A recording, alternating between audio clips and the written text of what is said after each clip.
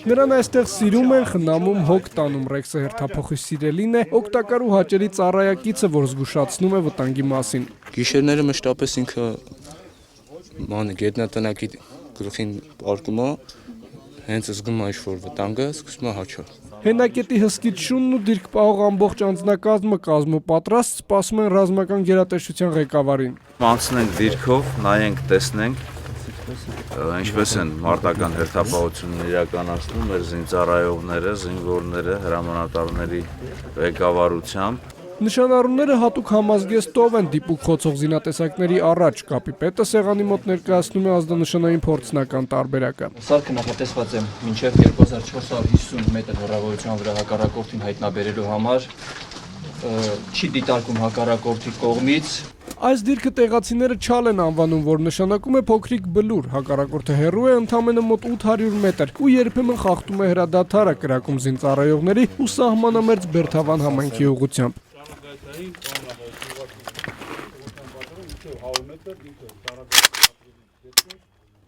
Օրինակ շարմարտական հենակետի դիտող սարքային օրենքն ինտերկոն ժամանակ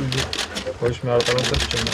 Պաշտպանության նախարարը շրջեց խրամատներով, զրուցեց զինծառայողների հետ ու ծանոթացավ հերթափոխի պայմաններին, խրամուղիների վիճակին։ Նրա գնահատմամբ ժամկետայինները գործում են անթերի։ Ինչքան իրանք փորձում են հրադադարի ռեժիմը խախտեն, ավելի լուրջ պատասխաններ են ստանում մեր կողմից։ Մեր անձնակազմը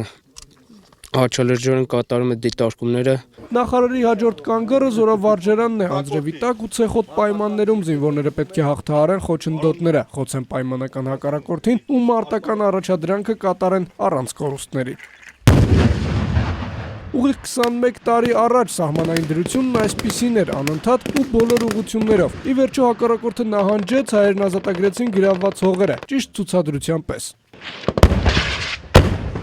Մայիսի 12-ի հրադադարի պայմանագիրը կնքելուց հետո կողմերը դադարեցրին կրակահերթերը։ Հենց վարժանքի ավարտից հետո էլ նախարար Օհանյանը խոսեց վերջին տարիների ձեռքբերումների մասին։ Ի շնորհիվ մեր դիրքապահների անձնվիրական, արհեստավարժ եւ հմուտ քայլերի, ինչպես նաեւ հակառակորդի դեմ պայքարի նոր մարտավարության մեթոդների, ձևերի, նրանց գործողությունները չեն հանգեցրել օպերատիվ եւ ռազմավարական նպատակների իրականացմանը, մեր դիրքերի գրավմանը եւ բանակի ու հասարակության շարքերում խոճապային տրամադրությունների առաջ բերմանը։ Հակառակորդին չի հաջողվել մի թիզ անգամ առաջ շարժվել շփման գիծը։ Նախարարը խոսեց հայկական զինուժի սպառազինության համալրման, միջազգային կապերի ամրապնդման ու զորամասերի պայմանները բարելավելու մասին։ Նոր ծրագրերի մեկնարկն ամռանն է։ 2015 թվականի հուլիսի 1-ից զինվորական կենսաթոշակների չափերը կբարձրանան եւս 14%-ով։ Սեյրան Օհանյանն անդրադարձավ ռազմական ինստիտուտում կատարված սպանության գործին, նախարարը հիշեցրեց։ Դեպքից մեկ օր անց ինքը փոխել է ինստիտուտի հրամկազմը, գործի քննությունն էլ շարունակվում է։ Ոչ մի բան չի կարող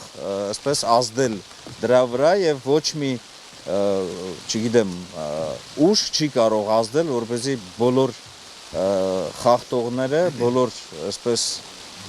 հանցագործները իրենց արժանի պատիժը ստանան։ Նախարարը խոսեց նաև զինուժին վերաբերող օրենսդրական նախաձեռնությունների մասին։ Այս պահին քննարկվում է զինապարտության մասին մեկ միասնական օրենք ունենալու հարցը։ Դավիթ Դավթյան, ժամը լրատվական։